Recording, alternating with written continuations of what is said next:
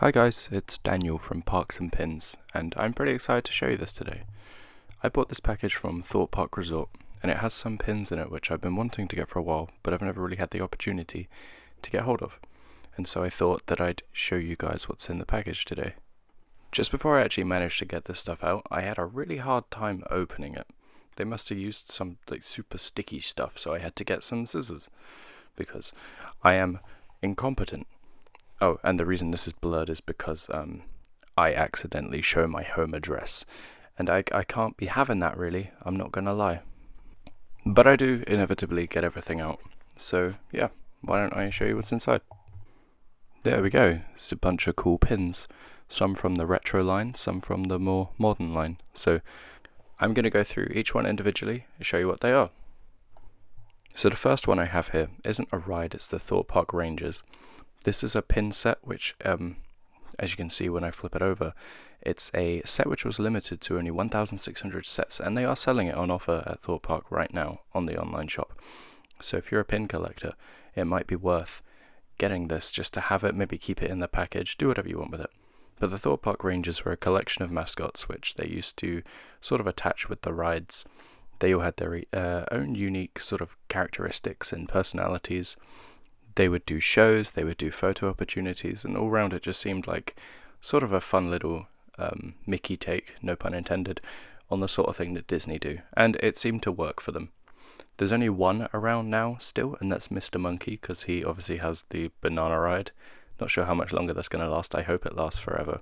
But those are the Thorpe Park Rangers, all sorts of different characters. There were more that aren't in this pin set, but I couldn't tell you what they are.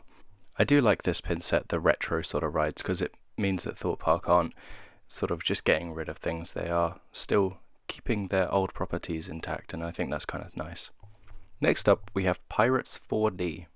This ride was at Thorpe Park for 8 years, between 1999 and 2007. It was replaced by the Time Voyagers ride. It was just a like a cinema show, a bit like how you had Angry Birds and you also have Ready Player One cinema. It's just one of those. So yeah, pretty cool for the 90s, I guess.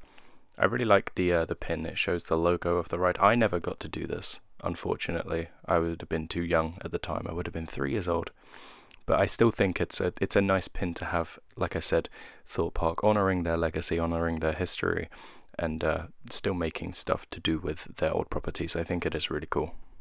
One thing about this badge which I find weird, especially if you keep your pins in their packs, is that it doesn't come with a traditional sort of retro backing, like the cardboard sleeve that comes with it. So I just thought that's a little bit interesting, and I thought I'd say. Next up is an attraction which I'm kind of mad that I never got to see, and that is Thorpe Farm. Now I really love this pin. It's got the little animal head, I think is a sheep, with the sparkly Thorpe Park, old Thorpe Park logo. It's really nice. I really like this pin quite a lot, actually. Much like the Thorpe Park Rangers, this wasn't necessarily a ride. It was like a field with animals, like a farm. Crazy, I know, that sort of ran alongside the Canada Creek Railway. You could take the train and sort of pass by all of the animals. It just looked like a really chill ride, a really chill part of the park to go to. I have no idea where it sits now, or like what's in its place now, but I'd have loved to have seen this in its heyday, I suppose. I would have loved to have been able to go to the Thorpe Farm. I think that would have been really cool. Next up is a ride that's pretty similar or close in relation to Thorpe Farm, and that is the Canada Creek Railway. As you can see on the pin, it shows Canada Creek Railway, that's the name of the thing, with also the dates of when it opened and when it closed. This closed, I think, just a little bit before Loggers Leap closed. It was in the same area, sort of at the back of, what was it called, Old Town, I think? It was around the back of Old Town. The train ran past like Rocky Express, the Loggers Leap entrance and queue line. It looked like a really cool thing. The train was really nicely coloured as well for like a park train, I suppose, like bright blue and yellow. And it was a really cool colour scheme. I think that I did this when I was really young, but I honestly do not remember a single thing about it if I did. But yeah, this pin is really nice.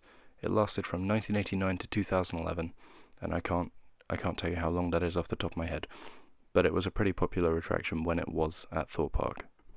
Next I have probably the coolest pin in the whole pack, and that is Wicked Witch's Haunt, which is another one of these retro rides, and as you can see here, it glows in the dark, which is pretty cool. This pin shows the logo of the ride with the witch, and then also the opening and closing dates. It only lasted 6 years, but it seemed like, at least in my opinion, a pretty unsettling dark ride to say the least.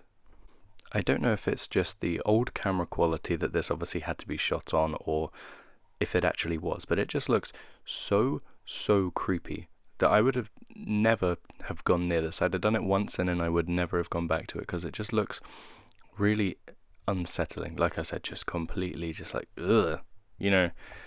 But yeah, it looked like a good ride. It was unfortunately destroyed in the Thorpe Park fires of, I think, either 1999 or 2000, and that sort of caught fire to the whole building and then it all collapsed. But yeah, this pin is really cool. I'll show you the glow in the dark feature now, because it is really cool.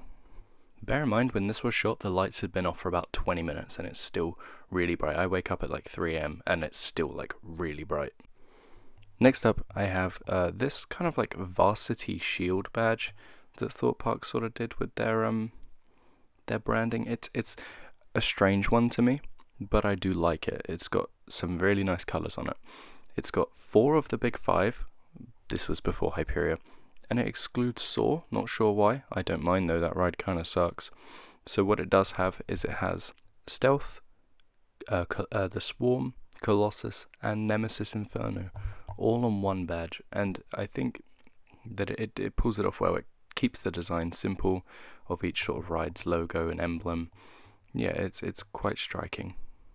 They do sell individual badges of these sort of logos. I never got one because I just didn't see much point, but they are there if you want to get them, and I think some of them do look quite nice. Next up and finally is the one pin in a thumbnail, and that is the Swarm. This is like an action shot of the train flying through the billboard that they put up for scenery, Don't Lose Your Head, and it's really cool. I really like this one. It's definitely my favourite I got out of the pack. It's probably not the best. I'd say the Wicked Witch's Haunt one is the best, but this one feels the most sort of rewarding to have, because I've been seeing it on the shelves for months and I never picked it up because I thought the price point was too steep, and then on the sales it was going for about £3. So that is something I'd recommend checking, as the Thorpe Park online store is having a lot of sales over winter. Everything I bought here is on sale for less than £4, so go pick some of that up if you're interested. Definitely do. Let them know that pins are a great thing to collect and they should definitely keep making more of them. So now I've got the pins all out the packs, I need to get them on the board somehow. So I put them into groups of how I'd like to organise them, with the mascots, the retro rides, and then the 2 modern ones. I do have some retro runs currently on the board that I can't take off because obviously then I'd be leaving gaps. But I'm going to try and make the best of it, because I don't really have much choice. But there you go. I need to try and fill the space well with these ones which I have. I ultimately decided that the 2 more modern ones could kind of go anywhere in the Thorpe Park area of the board, so I put the Swarm one between Ghost Train and Thorpe Pride and the Flying Fish. I thought it looked fine there, so that's where that went. And then the Varsity one ends up just above the Ghost Train as well. Finding a place for the mascots was tough, so I decided to try and fit the giraffe one, because he's kind of thin, into like a little smaller space and then build around that. So I put that one in between the Colossus head and the vampire, and then I moved Mr. Monkey above there, and then I just gradually started putting them in where I thought they would look at least a little bit alright on the board. Once all the mascots were in, I noticed that I had a funny bit of space between Quantum, the little bear guy, and Tiger Rock. It was sort of like just a little dip in the board, as you can see just below where I'm placing this guy now. I made it like a little space, and then I realized that the Thorpe Farm pin fits perfectly into that space, and I was so relieved, because I knew that it would be hard to find a place for that pin to go had it not have gone there. But just while I'm putting these last couple in on the board, I just wanted to say a huge thank you to all of the people who have subscribed, commented, liked these videos. The support over the last 6 days, which is the whole length of the channel's lifespan, has been absolutely incredible. I've gone from 0 to something like 85 subs now, and dude, that is unbelievable. So I appreciate everything that everybody's done, commenting, liking, sharing, subscribe, all of it. It's amazing. So thank you all. I was going to do it in a YouTube short, but then I decided no, I'd do it in this video. So if you've watched to the end, thank you so much. You are amazing. And yeah, I really appreciate you being here. But to end this video out, I need to take the rubber pin backs and put them in my Portaventura mug. Thanks for watching, guys. I hope you have a nice day.